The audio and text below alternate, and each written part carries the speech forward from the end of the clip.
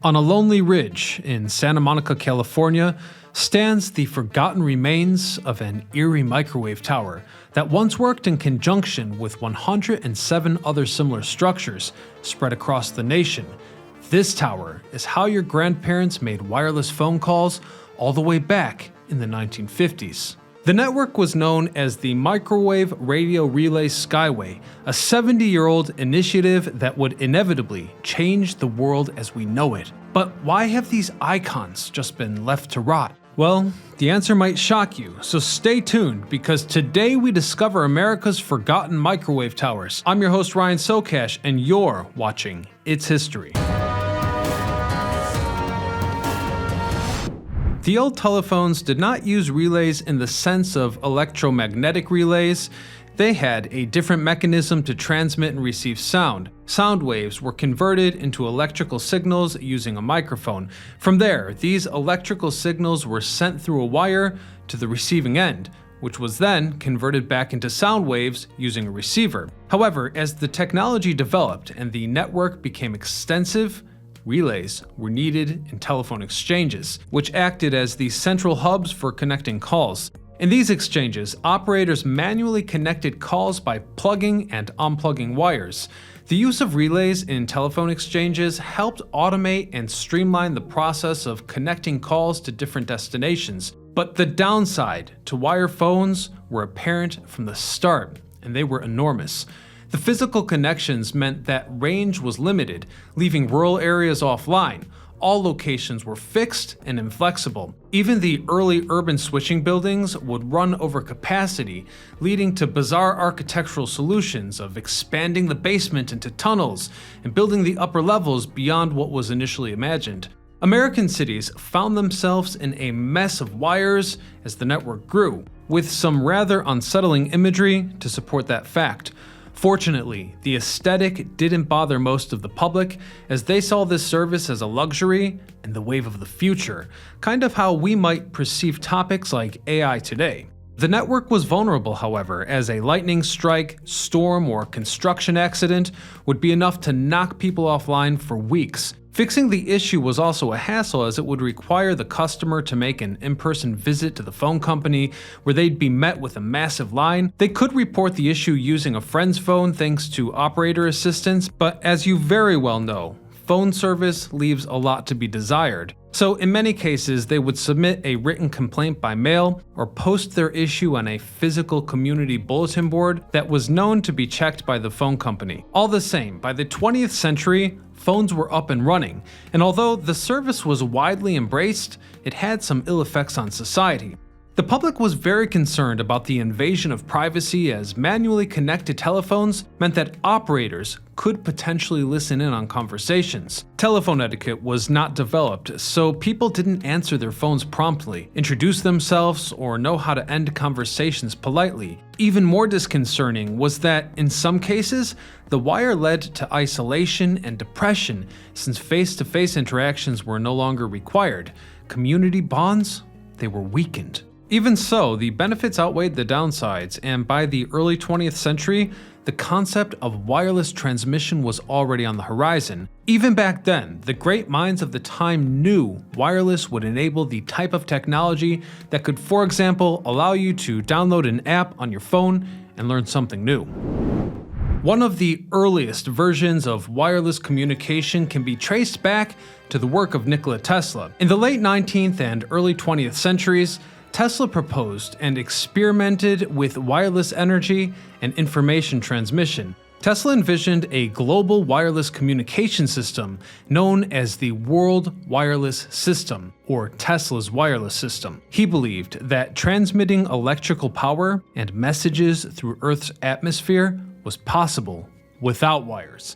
Tesla's vision included large transmitting towers to generate electromagnetic waves and could carry energy and information across long distances. He conducted experiments and successfully demonstrated wireless power transmission and the ability to wirelessly light light bulbs and other powered devices. Tesla's ideas and experiments laid the foundation for developing wireless communication. While his specific implementation of a global wireless system did not come to fruition, his work inspired subsequent inventors and researchers who further advanced the field of wireless communication.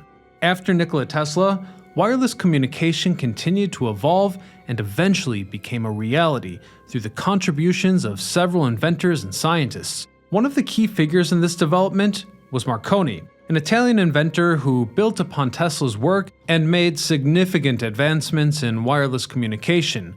In the late 19th and early 20th centuries, Marconi successfully demonstrated the transmission and reception of radio waves over long distances. He developed practical systems for wireless telegraphy, which became the foundation for wireless communication. He improved upon Tesla's concepts, utilizing electromagnetic radiation and resonance principles to achieve long-distance wireless communication. In 1901, Marconi made history by successfully transmitting the first transatlantic wireless telegraph signal, establishing communication between Cornwall, England, and Newfoundland, Canada.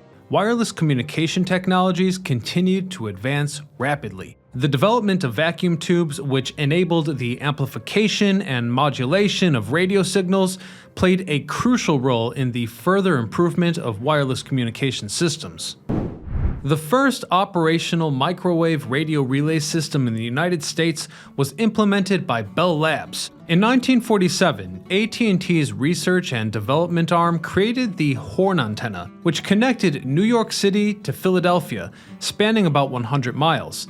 This marked the beginning of a new era in long-distance communication, as it offered higher capacity and faster transmission speeds than traditional wired systems.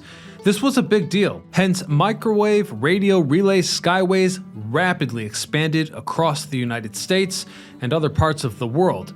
These networks utilized a series of relay stations positioned at regular intervals along the transmission path, typically miles apart. Very much in the spirit of those relays we discussed at the top of the video, each station received the microwave signal from the previous station, amplified it, and transmitted it to the next station, effectively relaying the signal across the network. The Skyway revolutionized communication by providing an alternative to costly and time-consuming wired systems. Wireless also reduced the required extensive physical infrastructure of traditional long-distance lines. They were faster to deploy, they had greater flexibility, and the ability to bypass geographical obstacles that impeded laying traditional cables, such as mountains or bodies of water.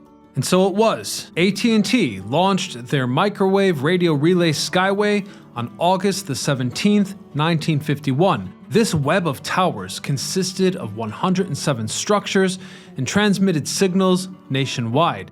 And here's the part I find most intriguing. From the 1950s on, in many cases, telephone calls were transmitted long distance wirelessly. This is a fact we all tend to overlook, as the connection we saw at home was wired. But what we didn't realize is that down the line, that wire connected to a wireless transmission. In other words, the introduction of microwave radio relay technology offered a more efficient and cost-effective solution for transmitting telephone signals over long distances. This network established reliable and high-quality voice communication channels for everyone, using a similar principle as the original telephone. Rather than transmitting electronic waves, it transmitted microwaves between relays. It allowed for the transmission of multiple telephone conversations simultaneously, enabling the effective exchange of information between different locations. The network was crucial for business and personal communication, facilitating long-distance telephone calls, telegraphy services, and other data transmission needs. It provided a much-needed alternative to older communication methods like elevated lines or undersea cables, which were slower, more expensive to maintain, and had a limited capacity. The microwave relay network was not without its faults. The costs and efficiency were always a challenge, as there were many working parts to maintain. These were enormous, complicated, and expansive structures. Bandwidth constantly challenged capacity, and as other forms of microwave radio were developed, network crowding caused service dropouts.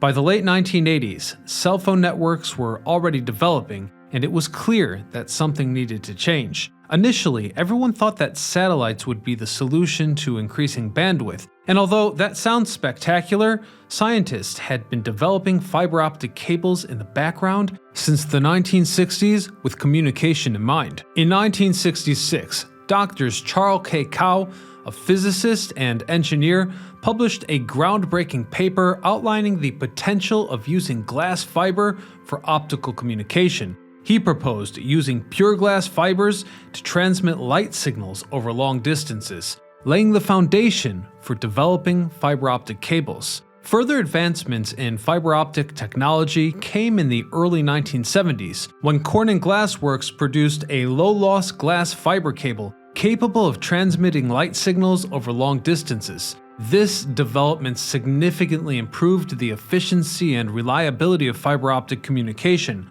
By the mid-1970s, practical fiber optic cables were being developed and tested.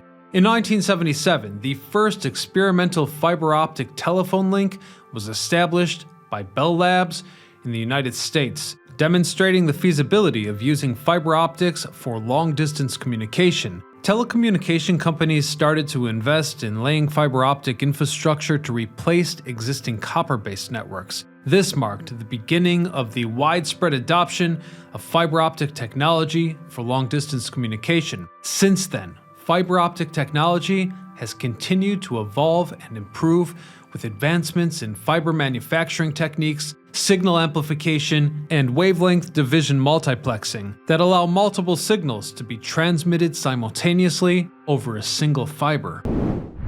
After half a century of use, AT&T sold off most of the network by 1999. Many of their towers, some over 100 feet tall, were outright abandoned, vandalized, or recycled as scrap. In Mount Oso, a building at the base of one of these towers has been converted into a vacation residence. In Red Bluff, California, a similar building has been converted into a doomsday fallout shelter. Otherwise, these abandoned towers are everywhere, from downtown LA to Oakland and Sacramento. Having a look at this 1960s era map of the network, I'd go as far as to argue that it might almost be harder not to find one of these abandoned towers once you know what to look for. Quite a few notable buildings have these towers built into their design, such as the AT&T building in LA or the Quest building in Minneapolis. But I do wonder just how long these antiquated pieces of technology will stick around. I'm Ryan Socash, signing off.